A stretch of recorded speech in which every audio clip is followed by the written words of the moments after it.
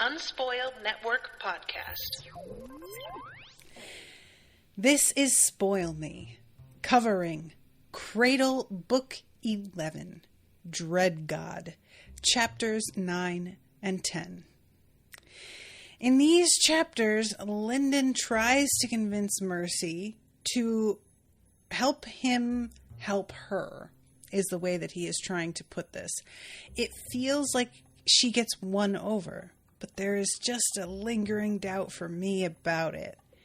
And it turns out Charity is aware some shit is going on. She doesn't seem to be able to hear. She knows something. Also, there's a whole thing with Red Moon and Red Faith. Welcome to Spoil Me.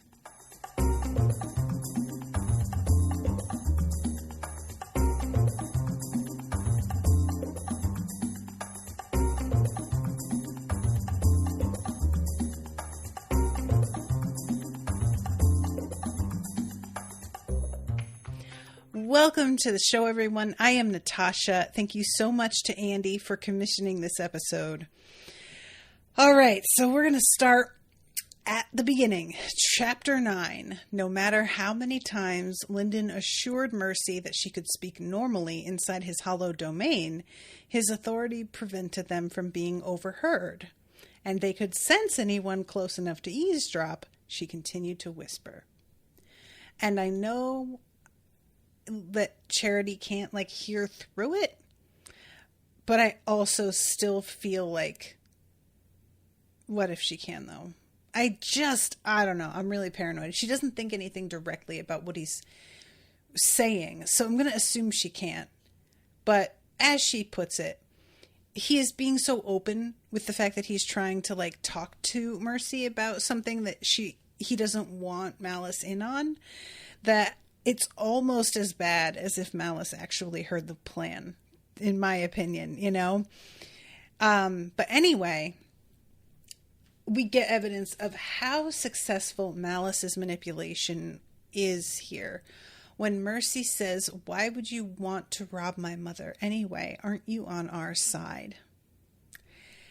And, y'all, I hate this so much because, the way she's asking this question, and the way she later asks him to give her a chance to prove to him that she and her whole family deserve his support despite the way they've treated him, which is kind of funny because they have really done him a lot of favors. Despite the way they've treated him, it's also been the key for him getting where he is in a lot of ways. All of that combined really seems to point to the fact that Mercy is buying what her mother is planting. And I hate this so much. So, he says, apologies, I put it like that because I thought it would intrigue you.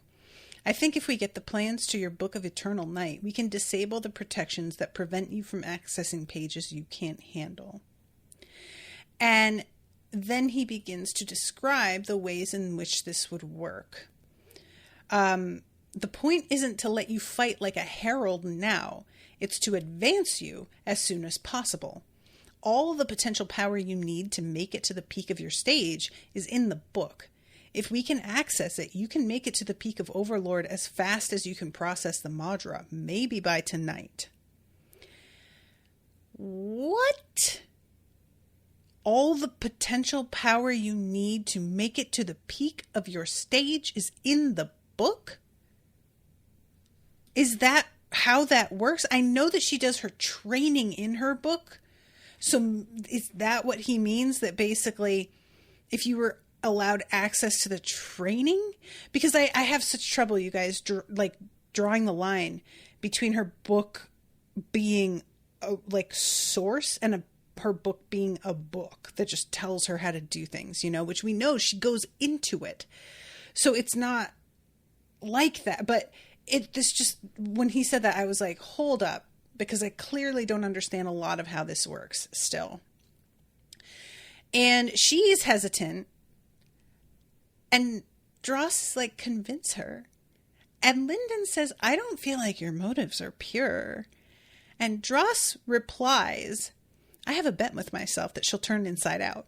But I have grown fond of Mercy. So if she lives, I am pleased. And if she dies, I am entertained. My plan has no flaws. Dross, you're killing me. You're killing me. I want to be on your side so bad. And you just do and say shit that's unnerving. Sir, I cannot endorse any of this. And she asks why. And he says, I promised I wouldn't let you stay behind me. I won't fight alone again, if you're willing, of course. And finally she says again, Lindon, you don't have to swear a real oath or anything, but you're not trying to bring down my family, are you? And here goes a moment of what I would call demonstration of true friendship. Because Lindon recognizes in the way that she says that he could just say, of course not. And he would be technically telling the truth. And we know how much Lindon loves technicalities. Like, Air Bud would be his favorite movie.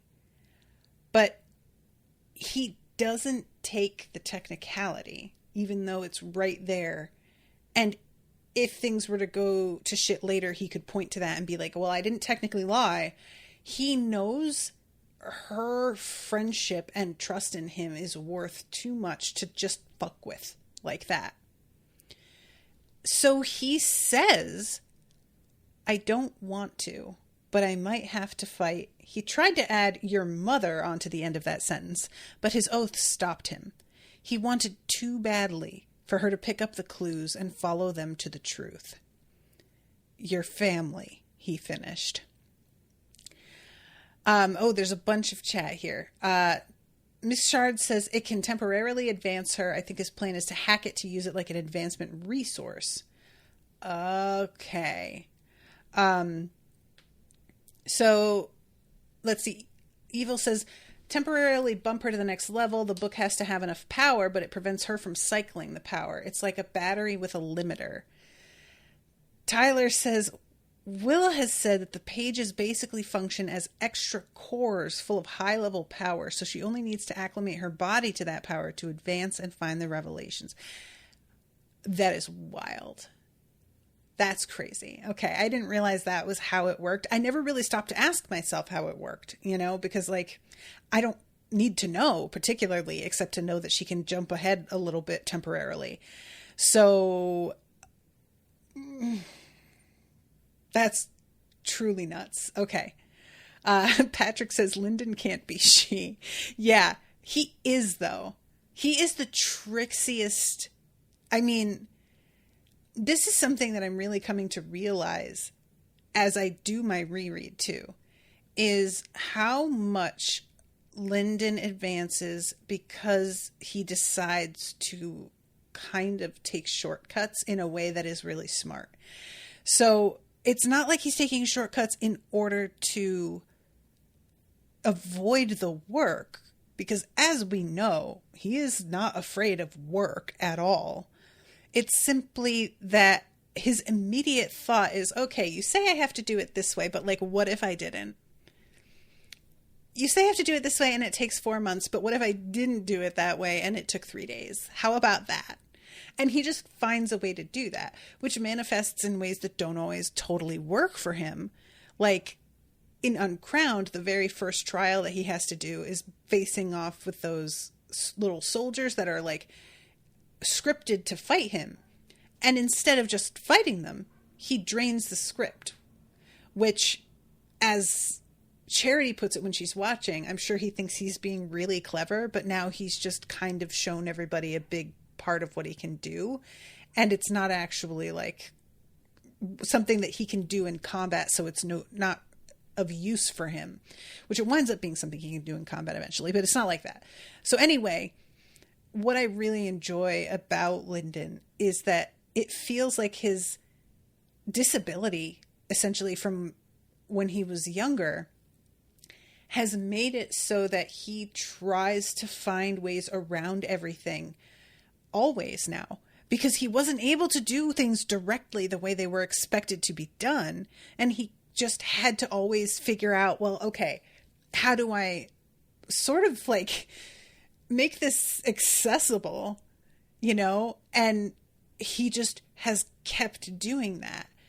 And I think that's a really fun thing because, guys, when you stop and think about it, we're all rooting for a dude who steals people's souls.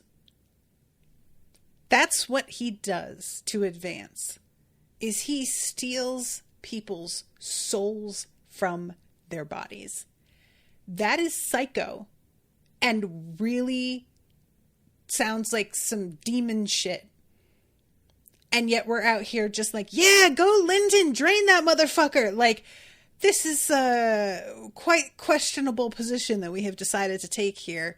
And Lindon seems aware that people like view him with some suspicion on that, but he doesn't seem to consider the basics of what he is doing in a way that like you would be a character in a children's story that somebody is going up against, you know?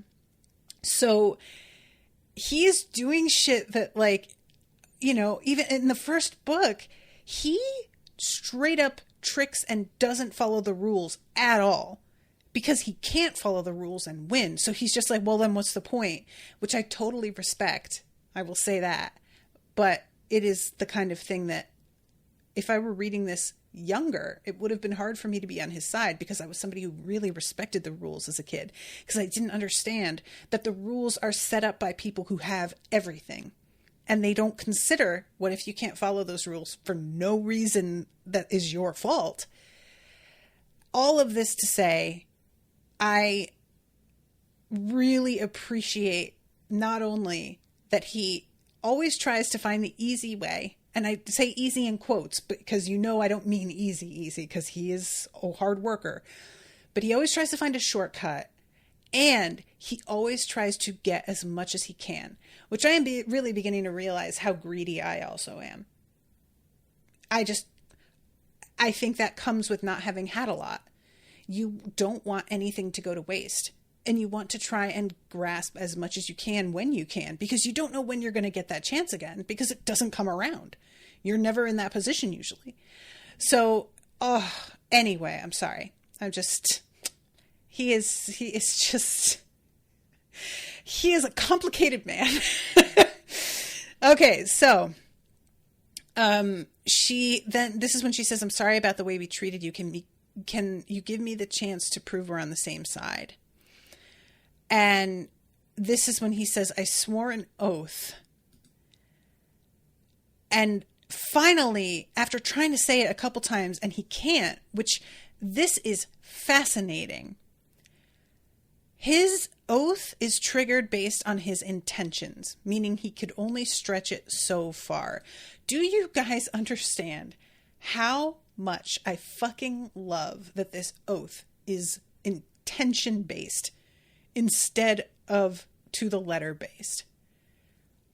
I don't think I have come across this before, and I'm sure it's in stuff because this is not like a groundbreaking idea exactly. It's so simple that the fact that I haven't seen this come up is more shocking really than anything. But the oath is like alive and can sense what he's trying to do, and then is like, I don't think so, kiddo. No. You're really hoping she's going to fucking pick up on something. So no, you can't say that word. That one word, which would probably make her ask another question, and that's what you want her to do? Doubt it. And that is a lot harder to get around, man. The thing that I am really excited about is that in the next chapter, in Yaren's chapter, she finds out the truth by accident from Red Faith, who thought she knew already. So once Lindon like reconnects with Yaren, she's going to be like, hey, so the thing you can't tell me about, I know about it. And I'm just really glad that we don't have to operate the entire book with her completely in the dark. I don't know how much he is going to tell her because Red Faith gives her like the real broad strokes. But a huge amount of relief when it turns out that somebody else gets to find out right away. And at least that amount of support will hopefully, if he can't tell Mercy at any point, hopefully the fact that Yaren is like, I know what it is. And maybe Yaren can tell her, because Yaren hasn't been sworn. She hasn't been told that she can't tell anybody. She hasn't made any oaths. So I don't know how that works. And I don't know, like, Red Faith must not be under oath because he told her. And as he says, they just didn't expect him to, like, live this long. So I guess they didn't think he needed to make an oath. Anyway, just so much going on here. So this is so revealing as well. She says, I trust you. And she smiled brightly. And I'm like, oh God, I really hope that's true, Mercy, because I don't see you as a liar. And I don't think you are. But I just am really, really afraid that she is just letting him trap himself somehow, which he isn't lying to her. But the next thing she says, I don't know if my mother would be angry enough to kill me or if she'd be impressed. She wants me to be more ruthless. And rightfully, Lindon is like, okay, but fuck her though. Is this what you want to do? Yeah, Mercy. Yeah, I get it. Your underlord revelation is that you want your mother to be proud of you. But you're thinking about her first here. Which for me indicates that her mother is topmost in her mind still. And she would kind of fake it a little if it meant saving her mom. Which I just hate. I understand the position that Mercy is in. But because she cares about her mother, despite knowing how cunning and calculating Malice is, Mercy never seems to think Malice could be manipulating her. It seems like Mercy sees herself as outside of the community that her mother is trying to dupe and control all the time because she's a favorite, when in fact that you are a favorite means that you're probably in her crosshairs more than anybody because you're going to be the most useful because you have so much power and advantage. So she has this inverted idea, I think, of the way this works. And I need her to grow up. I just need her to grow up. That's what I need. I still picture her as like a child, even though I know she's not actually. So anyway, there's so much chat. I'm sorry, guys. McShard, first book, he was beating up children and tricking promising students out of opportunities to join a school he robbed within the next couple days. Yeah, and what kills me is that, again, I was like, I can't believe he just fucking lied and just got a ride to the top. But then they fucking like blind his dad and take his mom prisoner. And I'm like, wow, okay. Looks like you had the right idea, Lindon. Fuck those guys. They're all around very confusing. So let's see. Tyler says, I think he did swear to previous monarchs, but it was worded in a way or just the nature of Solos that the oath ended when the people he swore to died. Ah, okay. That makes sense. Because he does mention something about outliving them, but I couldn't remember how that connected. That makes sense. So I love this. When he says, all right, we have to figure out where the book is. It might be in her void space, in which we'll have to reserve to backup plan. And she's like, a backup plan? And I love this. Draws projected plans 2 through 7 in the air. And it's moments like this that I just fucking relate to him so hard. Oh, I would have a fucking spreadsheet. I swear to God. This kind of shit. It's fucking anxiety is what it is. This is being used to not having power and figuring out every goddamn contingency and a way around it. And I am here for it. So here we go. She says, well, I'm really sorry all this effort will go to waste, but I know where the plans are. All the books are kept in a library in the city as part of a trial we have to go through when we advance to gold. All the information about the books is kept there. We're not allowed to bring any of it out unless we bond a book. They'll let me take a look, but I have to ask. There will be a record. My mom will hear about it as soon as she cares to look. Some other member of the family will look into it immediately, and they'll come question me. And he asks, okay, what other security measures are there? Even if nobody sees me, there are constructs, a script circle. The plans are probably in a restricted void key. That's a lot. We can do this, Lindon assured her. We just need some more observation. And she's like, can we do it before the Titan gets here? And he says, if we're not, that means the Titan traveled through space to arrive directly. We'll have a lot more to worry about than your advancement. I really need him to knock on wood. We just had the Titan literally appear on top of Mercy and Charity like a fucking chapter ago. I don't like him just saying that like it's not possible, because this thing can do shit, apparently, now. So, I wanted her to interrupt and be like, it did sort of do that not that long ago, actually. We cut right here, so there's no opportunity to know what she says next, but I wanted her to be like, funny you should mention that. So then we go to Charity, watching across the city of Moongrave as the top of a tower was shrouded in blinding light. That was how her owl, flying around the tower, interpreted Lindon's barrier. If the owl crashed into that domain, it would create a clash between her authority and his, which he would certainly notice, and she couldn't fly it close enough to the tower to eavesdrop without them noticing. And she is just like, he is fucking up.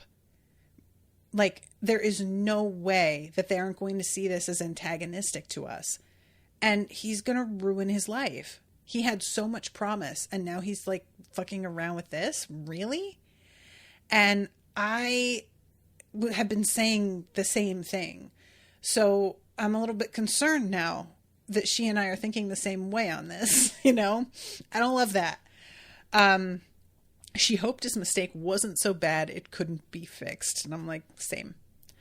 So something caught the edge of her senses, and she whipped the owl's head around.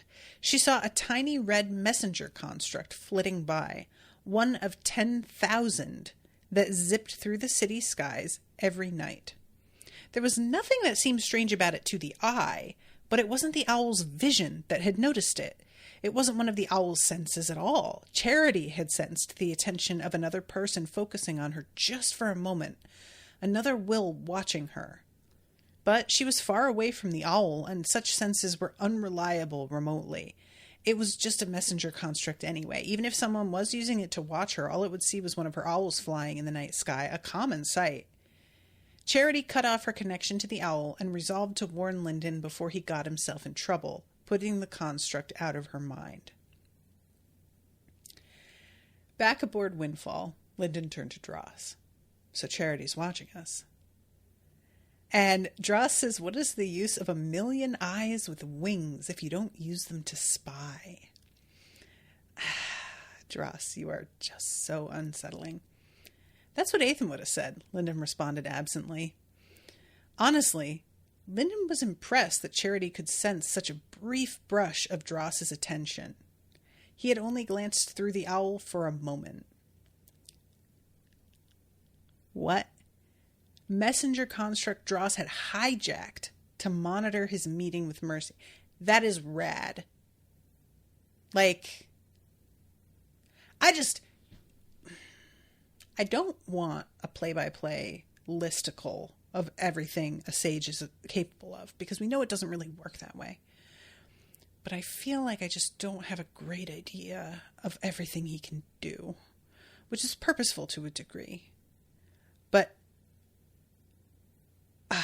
you know what I'm saying?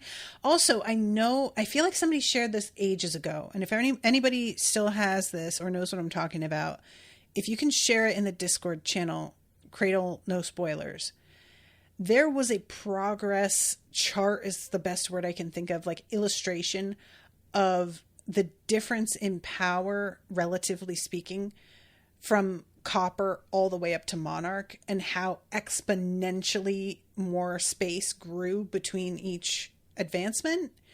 And if anybody wants to share that, I would really appreciate it, because that is the sort of thing. There's also a forum set up in there, and you can put it in the forum thing so that it's easy to see. But I would be really interested in using that once I cover the books with Rashawn, to give her some illustration of it. I won't give it to her head, because of course she can't know about all of those different levels. But eventually it would be a fun like illustration to use to demonstrate a point.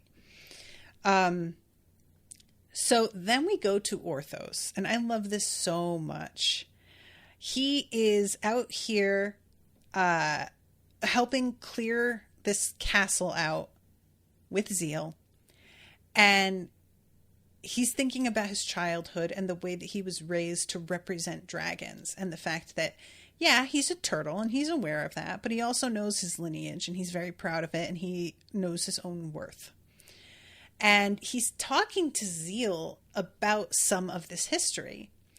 And it was so funny because, especially in the audiobook, the way that Travis Baldry has Zeil responding to him, the tone of voice he uses really implies that Zeil isn't really listening.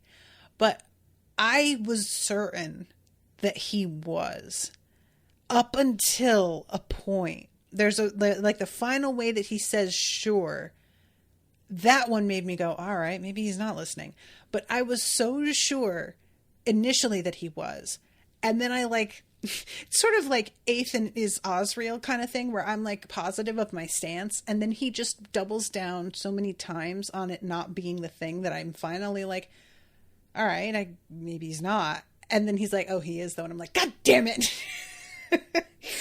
So he is telling him all of this history. And I don't know how much of this is going to be like relevant to us later. So I don't know how much I want to even get into this. But essentially, what he is trying to explain is that despite the black dragons being so into destruction, they still appreciated that it wasn't always necessary, and liked to build things and liked to balance that. Whereas the gold dragons didn't respect that at all. We know when it's necessary, and we understand when it isn't. Gold dragons don't respect what they can do, which is why they are such tyrants.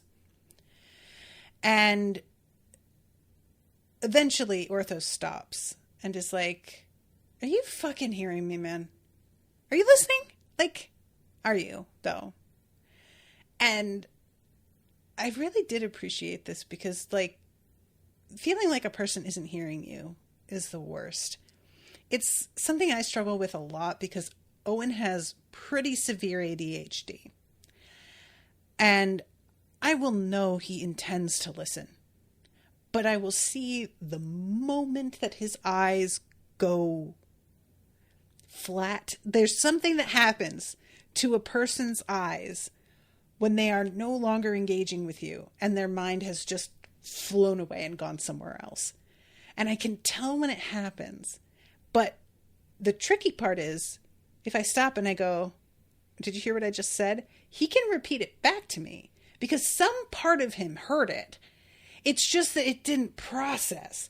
So he'll repeat it back to me, and as he repeats it, then he hears it in a real way.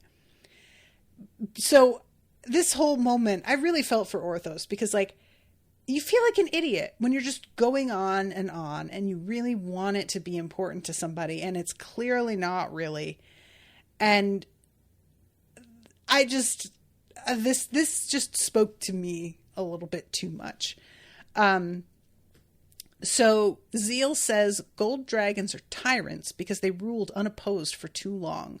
Many monarch factions end up in a similar state when they have no rivals. Our record of the Black Dragon rule is too fragmented to know whether they were better rulers, but we know they certainly left more buildings behind than the golds ever constructed, in contrast to their destructive reputation.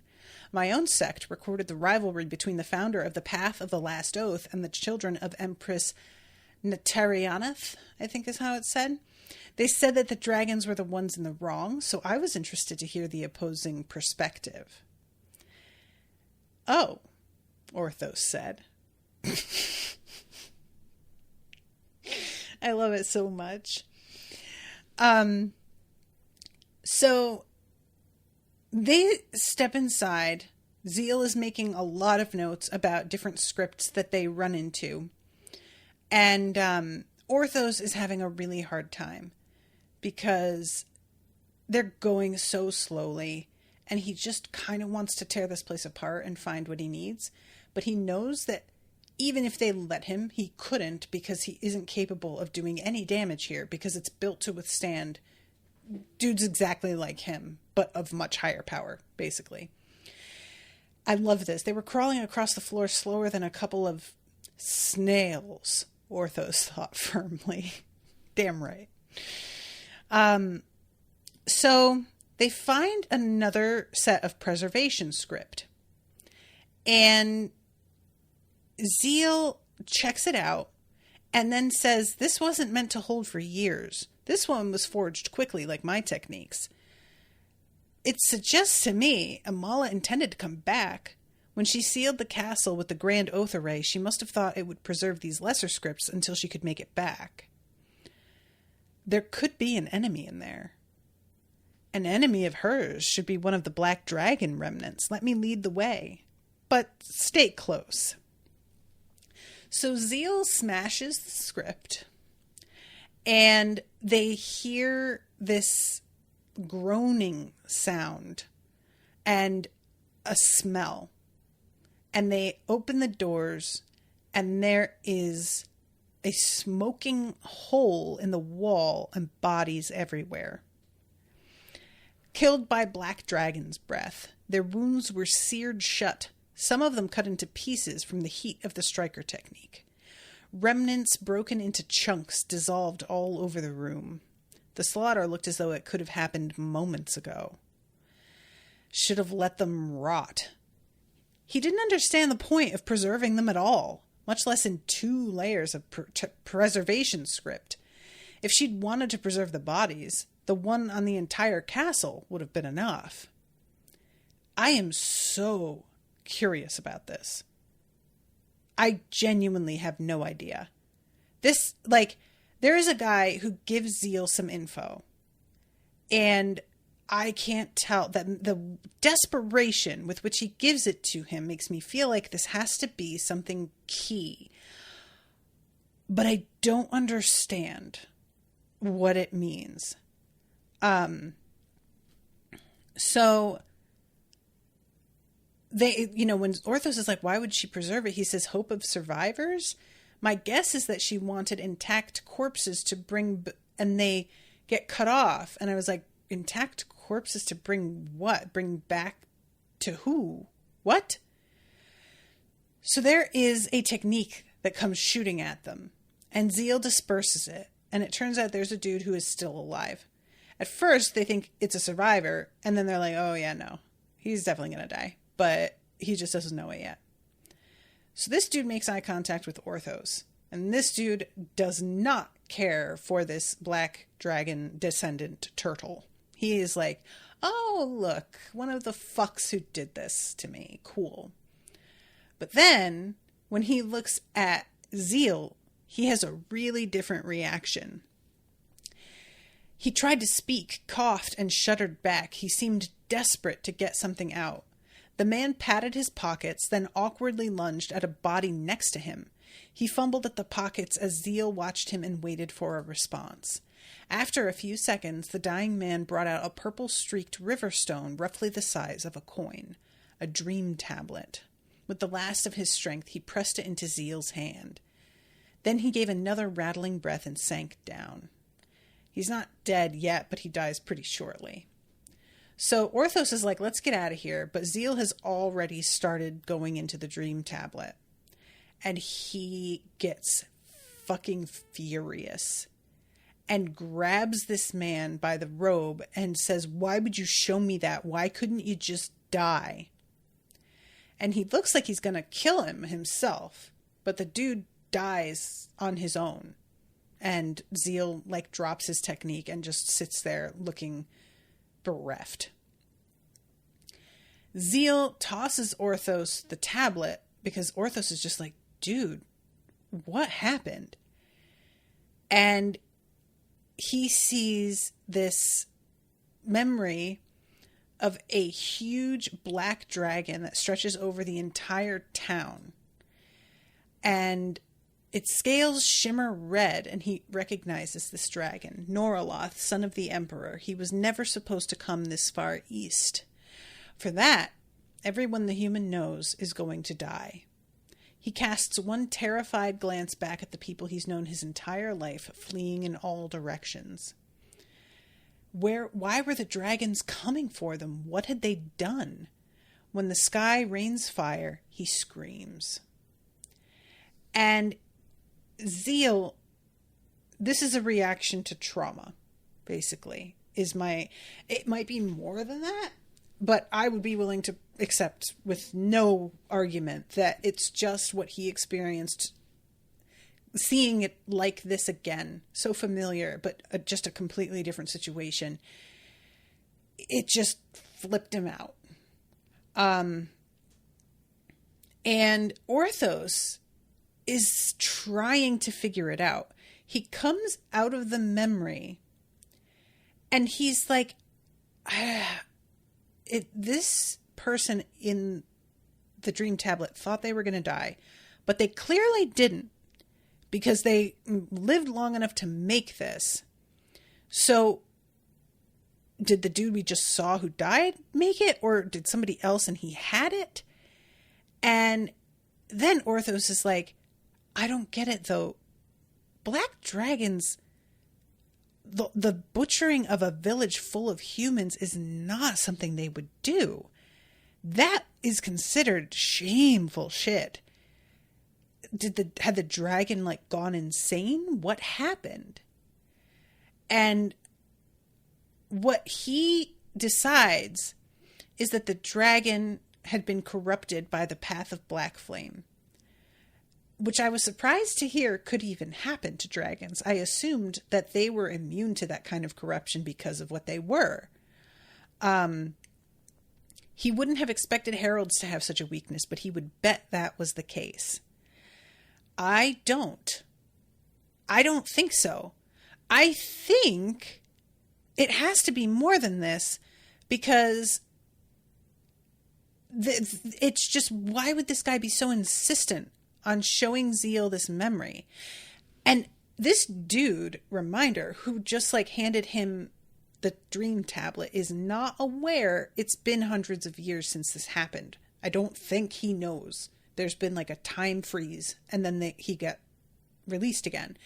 For him, this attack just happened, and he's handing on relevant information immediately to somebody who may need to know.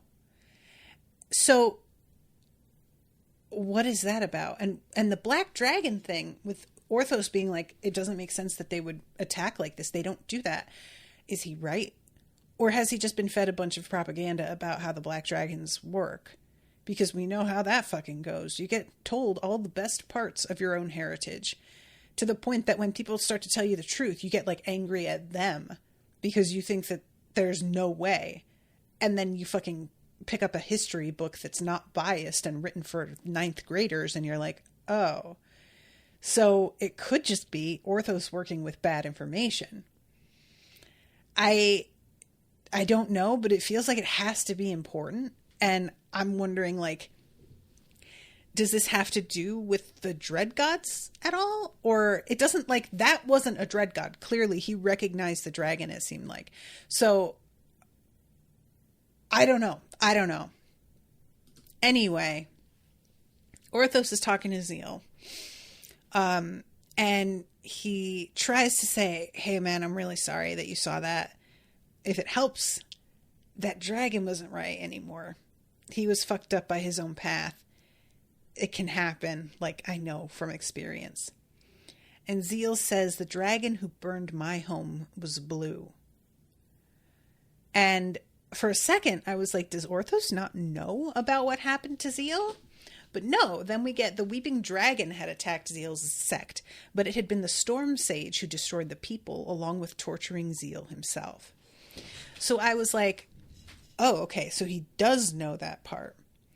It must have been the emotions layered in the dream tablet that had really provoked Zeil. So Zeil says he learned the wrong lesson. He kept drinking in the pain. Should have cut himself off. Orthos replies, if you cut off a tree, it withers. It needs the rain to grow. Zeil sighed. Sure. As weary as Zeil was, sometimes Orthos forgot that in the end he was still a young human. With his body and spirit repaired, he had a long life ahead of him. He would learn. And I felt so bad here because, like, to a point, cutting yourself off from your emotions can be a valid form of protecting yourself. Like, not if you do it forever, but to a point. There's a reason why that ability is built into the human experience for so many people. Because we need a buffer between us and reality sometimes. Because reality can be absolutely hideous. But Zeil saying he should have cut himself off. I just want to ask Zeil how that's worked out for him. Because look where he is and look what he's doing and fighting for.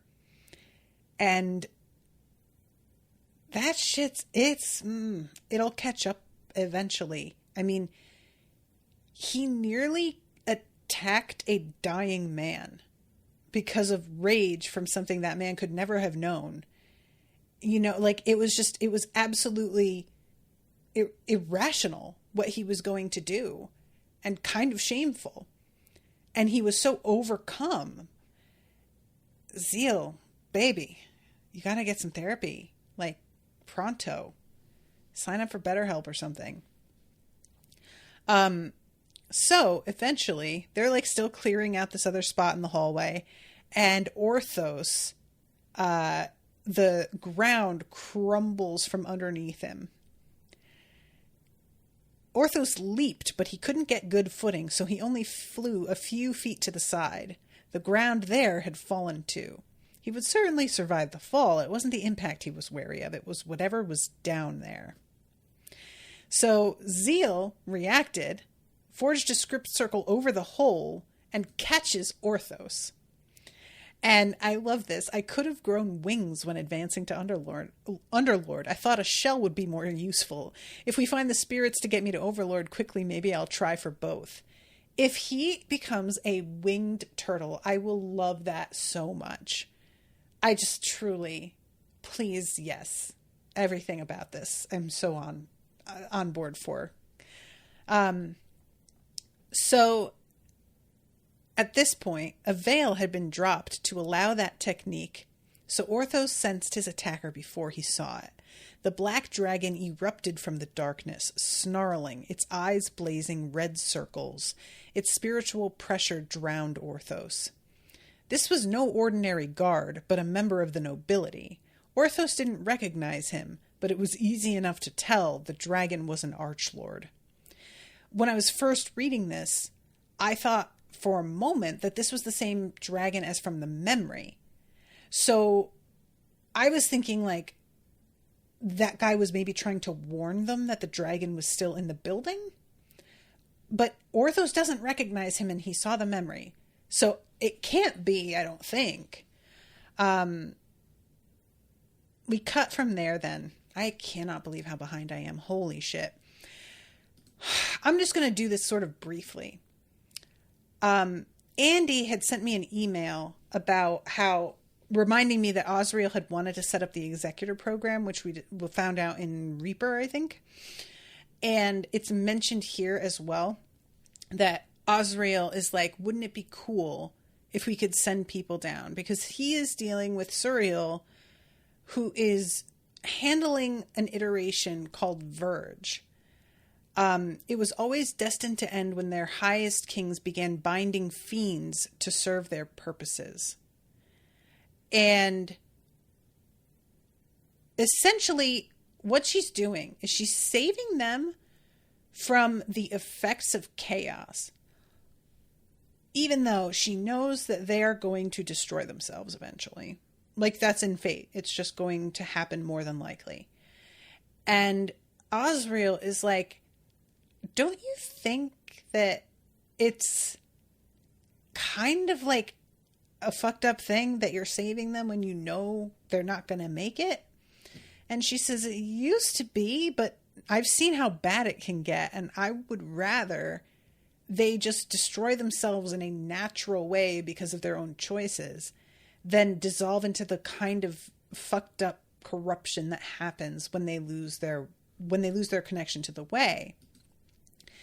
And this is when he says, if only there were someone who could interfere without warping the very fabric of reality around them. Some kind of exec, and she like whirls on him and is like, you should not be joking. And he has this little monologue essentially about how I should be, though, actually. Joking is exactly what I should be doing. I went back to Cradle, handling everything like I was the Messiah. I was on a sacred mission. I took everything really fucking seriously, and I failed. I fucked up. I thought a lot of times about just like revealing who I was and changing the place by force, completely breaking all the rules, everything. And I didn't. He says, having failed once gave me something of a fatalistic humor about the whole situation. If I was going to try anyway, why not have some fun with it? And over the years, a crazy thing happened. I did have fun. Just because the job is grim doesn't mean you have to be, does it? And I would argue the job being grim makes it so that you really can't be grim if you want to make it. You guys know from listening to the show, as much as I try to give everything the weight it deserves and the respect it deserves, my way of handling most things is to laugh at it. Because the absurdity of existence is perpetual and astonishing. Every day I am blown away by the absolute nonsense of being alive. And that can be in a good way or a bad way. But it's always a way. It's always there. It's something that you can rely on like clockwork. And there is something comforting about it. And there is something about making a joke about it that brings other people together as well, because they recognize the truth in the joke, which is part of what I love about comedy that's actually funny, is that if you do it right, everybody who understands some like basic tenets of life feels seen by what you're saying. That's what's so beautiful about it. It's just a moment of like, oh my God, yes. You know, and I feel like this is one of the big reasons why I adore TikTok to a point, is like, there are so many great creators on there making these hysterically funny skits about everyday situations that we all experience, but we don't really put a name to. And then you go and watch this video where somebody sums it up and you see 60,000 other people commenting like, oh my God, yes, exactly. And you're like, oh, it's not just me. Oh, that's great. You know? So anyway, the handling of it with humor, that is literally the only way to get through for me. I just don't know what I would do if I really genuinely took shit seriously. There are things within life that you should take seriously because it's about empathy and compassion and caring about other people. But that's the sort of small picture. And as for the big picture, it's just a joke. It is. It kind of is. So, anyway, it ends with, I guess it all comes down to you and me, doesn't it? And in part, it's up to my students, too. You want a cup of tea? And she does. So this is when we go to Red Faith. I love this so much, you guys. So last episode, I was talking about how having a copy of myself would be really hard because I feel like I would just argue with myself all the time. And what we find out about why Red Faith and Red Moon were not able to successfully replicate Yaren's experience is basically that. Red Faith created a copy of himself that was just as obstinate, immovable, and selfish as he is. So what Yaren managed to do with Ruby came from a place of mutual cooperation and a shared goal that meant a lot to both of them, that they were willing to fight and die for if they had to. And he is the kind of person who would never allow himself to be subject to anybody. And he created a copy of himself that felt the same way. So it didn't work. And I just love how this time he thinks that maybe what he did that fucked it up was he fed his blood shadow too many aspects from other people and corrupted like the purity of personality. But it's the opposite. He created a personality that was too perfect of himself, and it's just completely unwilling to work with him. And what he says essentially later, because he goes to Red Moon with this information, is we can come up with like psychological exercises to get around this. Like, it's an insurmountable problem for the two of us, but it doesn't have to be for other people. And there is a really big part of me that respected the hell out of that. The admission that, like, look, obviously it is too late for the two of us. It's not happening. We are what we are. We're never going to be able to get around this part. But we can make it so that other people aren't completely screwed. And I admire that a lot. The, like, desire to continue figuring this out for the sake of others, even if it won't work for you. You know, obviously he was performing all of these experiments in order to figure out how to perhaps undo some of the damage that he did and get it to work for him in the end. But I think he knew that probably wasn't likely. And he's still interested in continuing, which I don't know. I respect that. So he goes to Red Moon with this info, to which Red Moon is basically like, see, I told you you were just like a piece of shit. I told you this entire time I've been saying you are the problem. And here it is. You're the problem. And of course, Red Faith is like, well, you're also the problem. And he's like, yeah, because you're the problem. Like, guy, stop it. You know what I'm saying. And this is when he says, all right, so I may be like a copy that has problems that I inherited from you, but you're saying I can't subordinate myself at all? And I actually can, because I am going to serve the Bleeding Phoenix because it's woken up from its long sleep. And the Blood Sage examined the icy fury inside of him and found it quite reasonable. I have never identified with a fucking sentence more than this. He knows that this is his exact problem, that this attitude is what has ruined him. But he stops. He asks himself, I don't know, maybe this emotion I'm feeling is part of the problem. And then is like, no, No, it's not. Oh my God, you guys, if this isn't the exact thing, oh my God. Yeah, well, I know my problem is that I don't change my behavior at all. But I really shouldn't change my behavior, like just for this one time, because it's very reasonable for me to do the same thing I've always been doing. So he shoots himself in the face by saying, we can accomplish any of our goals with its corpse. It is a bird. Do you understand?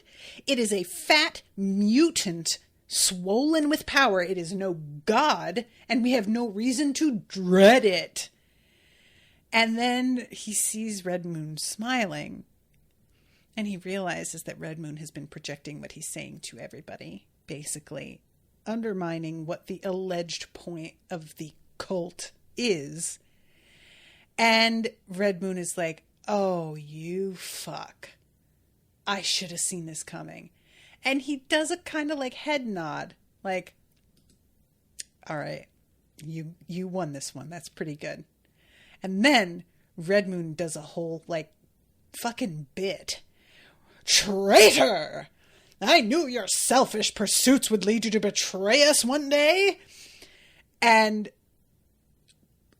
what this comes down to is Red Faith is trying to find a way to get away, and he has like multiple contingencies, and the way Lindon would very much admire, I am sure, to get out of here before he is cornered by a bunch of people of higher advancement than him, combining their powers.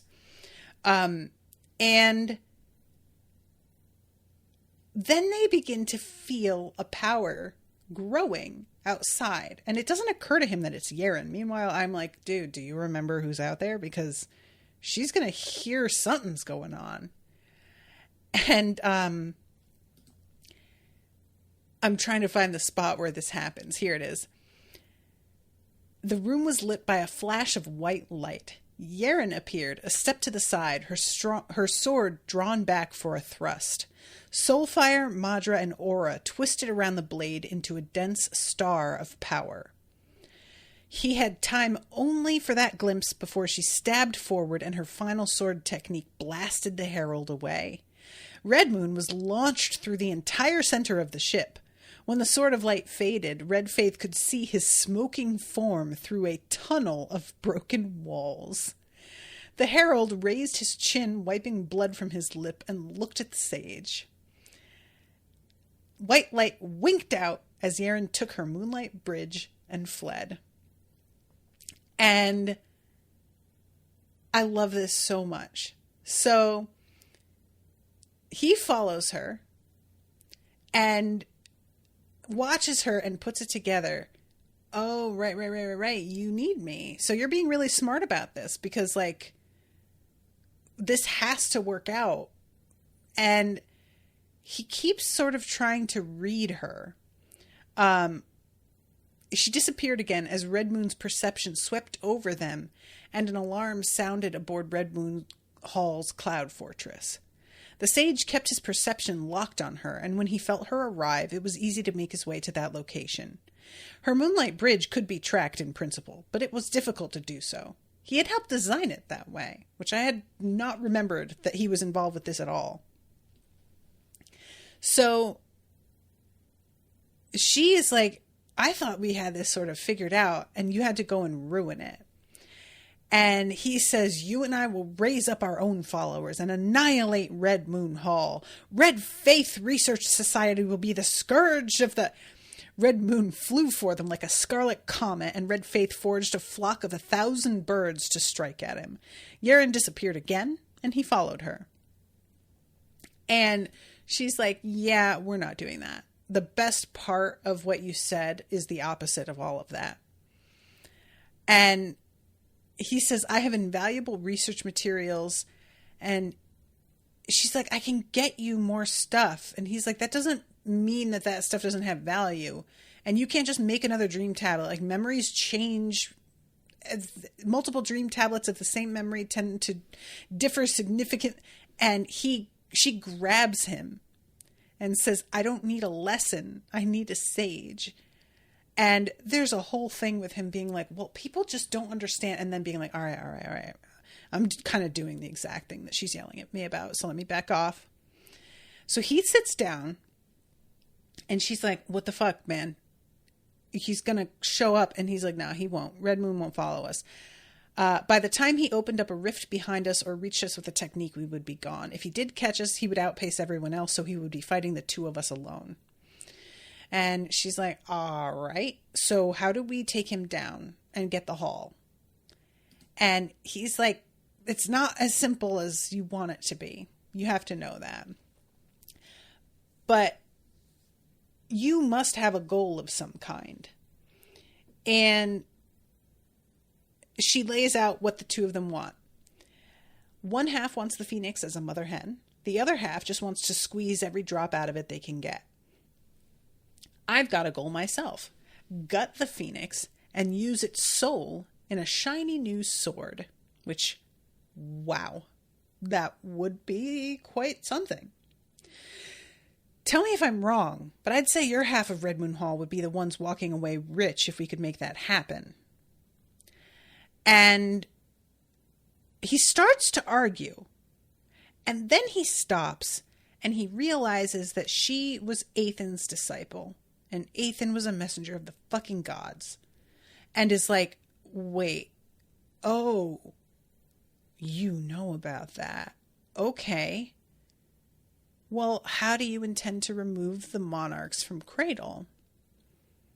And Yaren just goes, oh, shit. So much makes sense now. Holy fuck. And he is devastated because he thought she was proposing this because she fucking knew something. And it turns out not so. She just,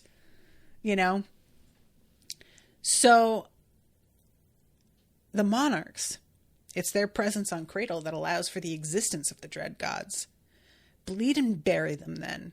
Does that mean I can't make it to Monarch? Not if you wish to both stay here and remove the Dreadgods.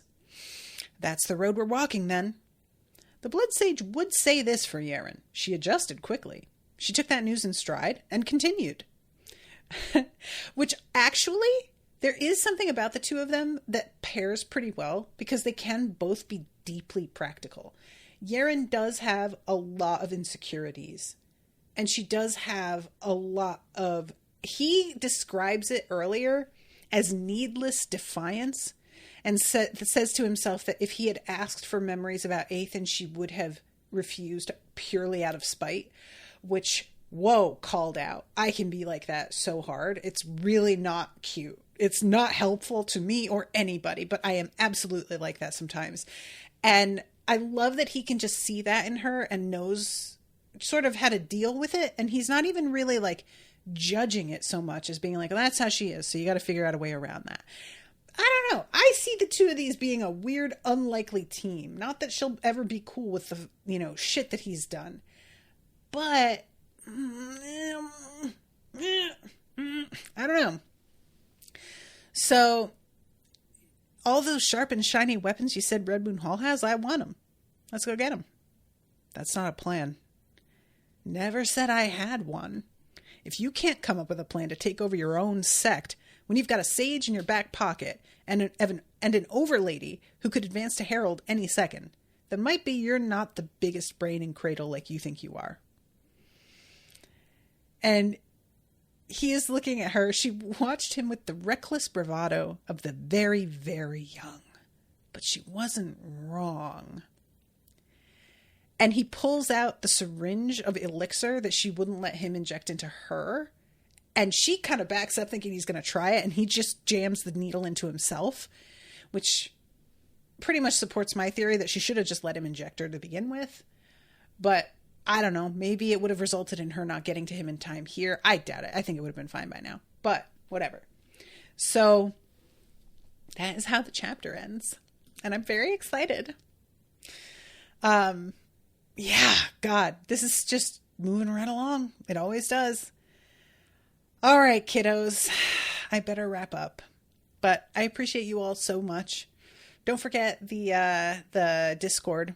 I've been sharing little revelations I've had up in there as I do my reread. And yeah, these books are really rewarding on a reread. Very, very, very much are. So let me make sure that next time is 2 chapters again. Hurrah, 11 and 12. So Rob says next 2 chapters are great with a happy face. Yay! All right, guys. Well, I will see you next week. It's going to be so long until the next episode. Until then, toodaloo, motherfuckers.